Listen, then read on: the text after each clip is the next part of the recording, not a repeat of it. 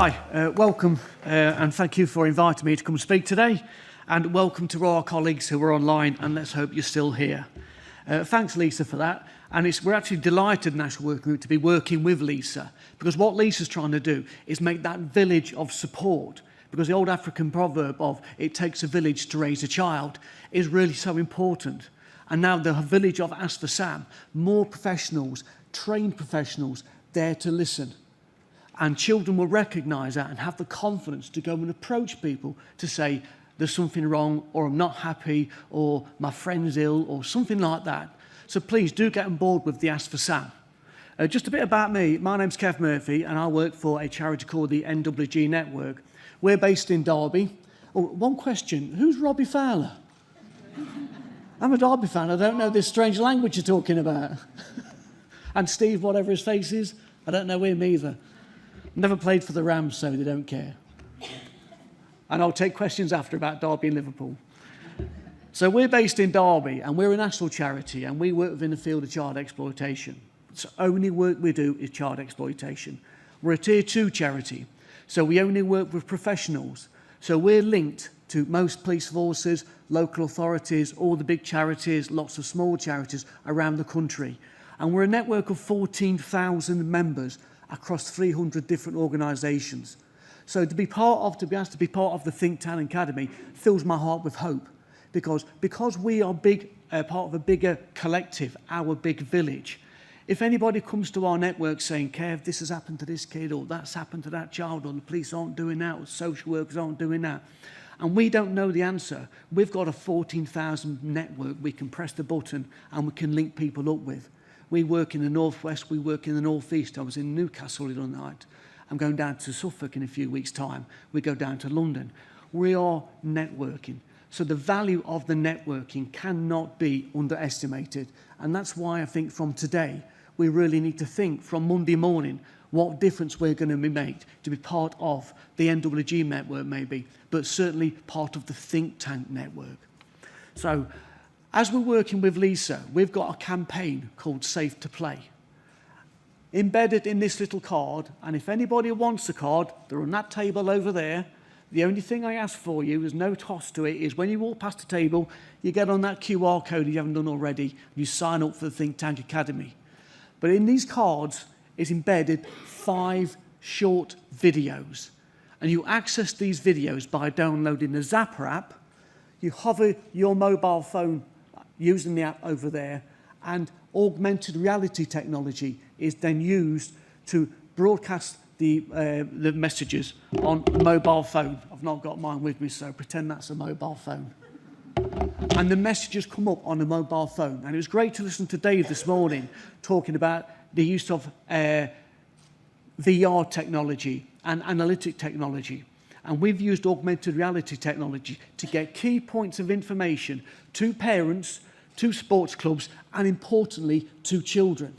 Because what we have in there, we have a 9-minute short video which shows how a coach grooms the family, not the child, grooms the family to get access to the child. And it's genius because it shows the subtle way we manage to circumvent parents' fears and worries about child abuse and let the coach take this child away.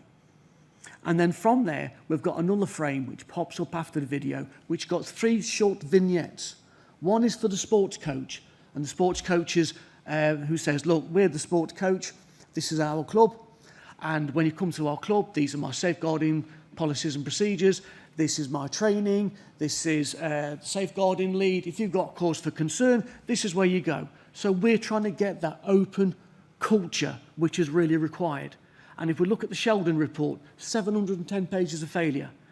The British Gymnastic report, 356 pages of failure, where they had loads of policies in place, but people didn't follow, and there was a really poor culture within these organisations. We've just seen a report about cricket, which was racism, homophobia. We've had the same in rugby. We've had rowing, blah, blah, blah, lots of sports, because people didn't have that right culture. And that's what we want sports clubs to say, have the right culture. And as we've heard this morning from Alfie, you know, Camden Outdoors, we know Camden Outdoors, changed his life in a month using sport and outdoor activities. And that's why we want more kids to be involved in sport, to use it as a catalyst for potential change. We've seen from COVID, the impact of COVID had on people's mental health and physical health, and kids were clamouring to get out to play in sport again. And that's what we want them off the Xboxes so they're not gambling.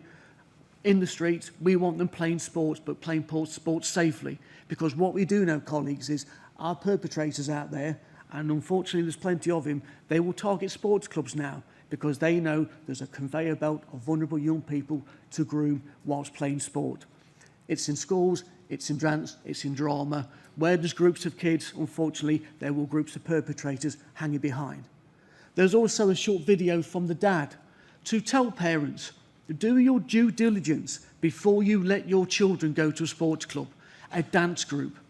Think about it when you want your child to go to that school.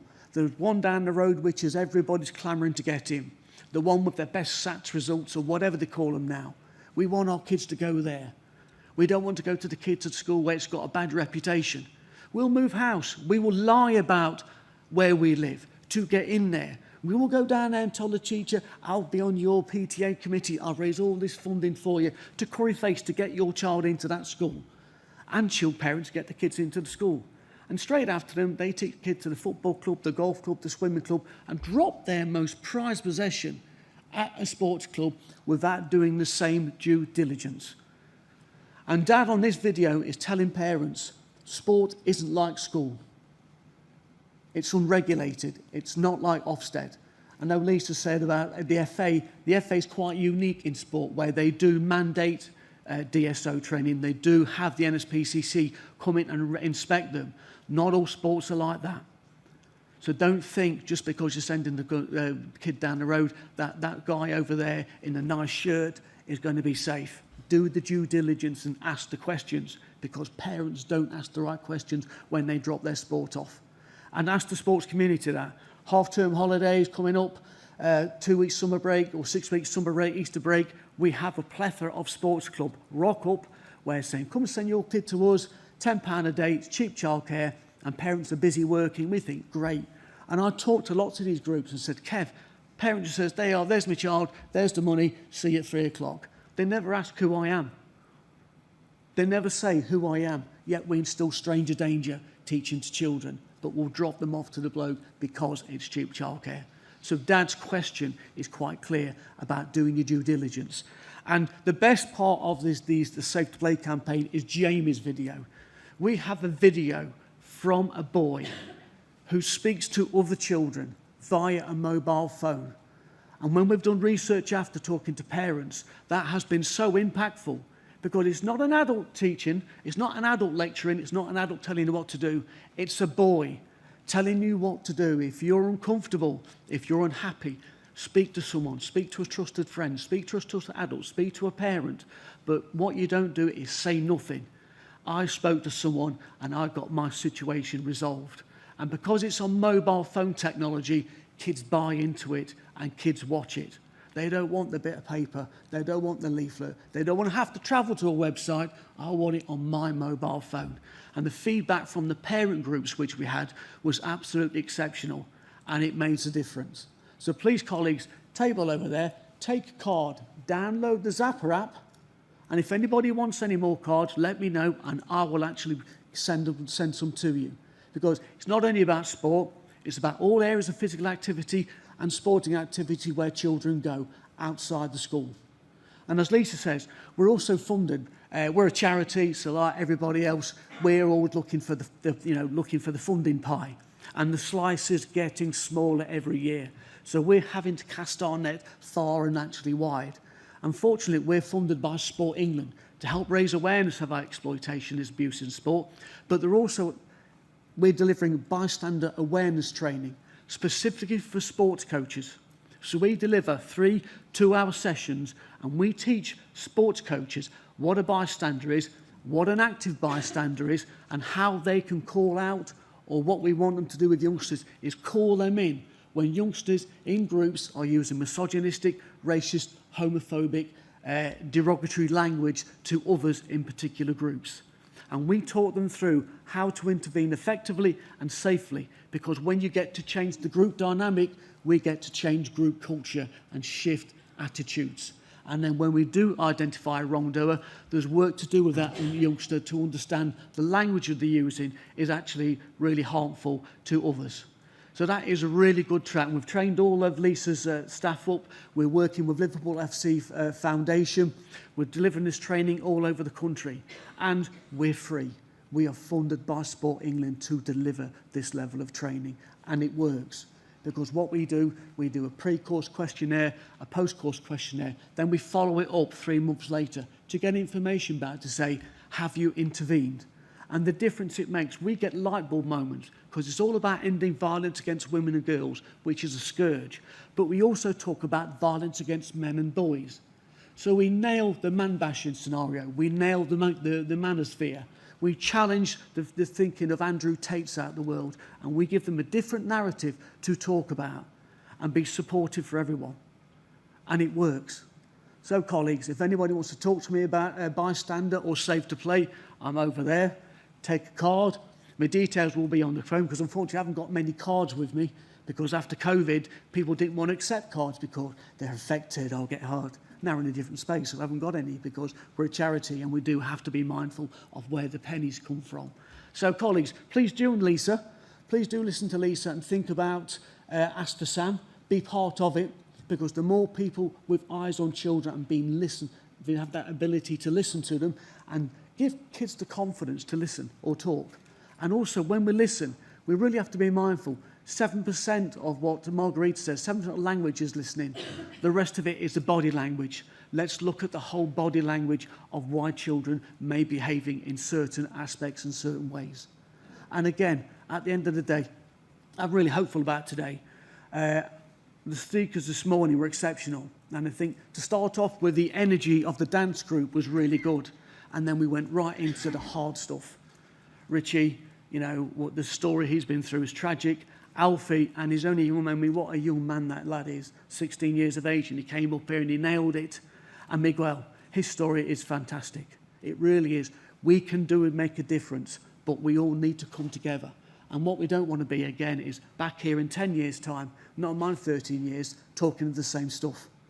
We need to make change. We need to collaborate. We need to innovate. We need to use technology better. And like David says, don't be afraid of AI. It's a great tool if used rightly.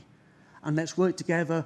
I don't know many people here, and I know 1 or 2 people here, so there's people here with lots of different skill sets. Let's all start thinking how we can share your skill sets, share your knowledge, share your understanding of the world you work in, to make sure other people can understand and move on. How can we help the police MISPA teams get better? How can we work with the PCSOs? How can we get the PCSOs to come in different areas and different arenas? Can we get the PCOs in as for Lisa? You know, that's what innovation is, and that's what collaboration is, and that's what we want you all to do today. Okay, short and sweet, I'm off. I need a drink. Thank you very much indeed. Kevin Murphy from NWG Network, as well as Lisa Morris.